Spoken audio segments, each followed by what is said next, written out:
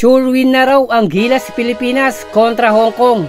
Banat naman ng ilang Kiwis sa pagkapanalo ng Gilas Pilipinas. Kumusta po mga solid? Hindi po pagyayabang, overconfident, or sa Tagalog sobrang tiwala sa sarili.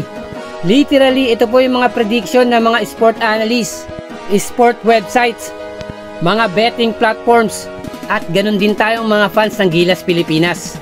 Kasi po kinukonsider natin dito yung talents, yung history ng isang basketball team, at syempre yung mga history ng mga panalo sa mga international competition. Mas naging ibabaw po ang Gilas Pilipinas kontra Hong Kong na wala po itong yabang.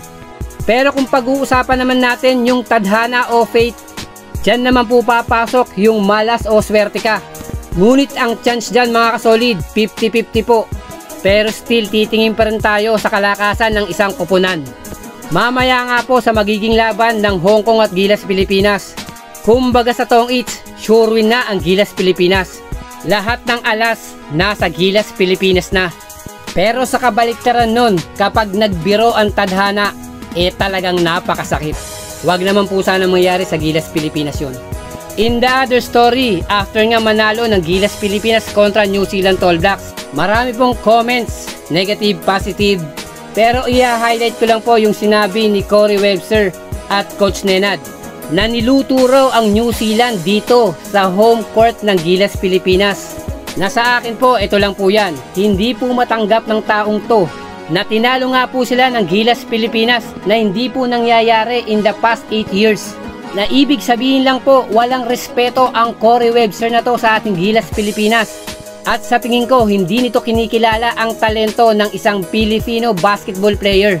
So ang naging karma, kinain, tinalo, binasto sila ng Gilas Pilipinas. Na for sure, hindi pa rin ito matanggap until now yung pagkatalo nila sa ating Gilas Pilipinas. And for Coach Nenad, bagamat dito nagko-coach o nagtatrabaho sa Pilipinas tong coach na to, ika nga ng coach na to, hindi pa raw ito yung malakas na New Zealand All Blacks. In the positive side, makakatulong to sa Gilas Pilipinas na maghanda sila, magpursige at mag-practice pa kahit hindi pa New Zealand All Blacks ang kanilang kalaban. Pero hindi pa rin natin maiiwasang mag-isip ng negative sa maanghang na pahayag ni Coach Nenad.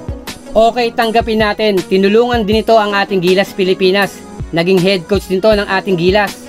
Pero yung tingin ko dito, wala yung respeto rin ni Coach Nenad sa ating Gilas Pilipinas. Dahil nga sinasabi niya mahinang koponan ang pinadala ng mga Tall Blacks. At para bang hindi nila sineseryoso ang ating Gilas Pilipinas.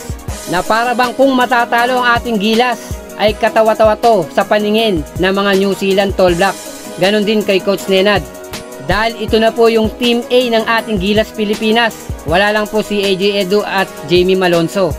Na ito rin nga pong Gilas Pilipinas ngayon na sinasabi nila ang pinakamalakas na nabuo na koponan sa kasaysayan ng basketball history.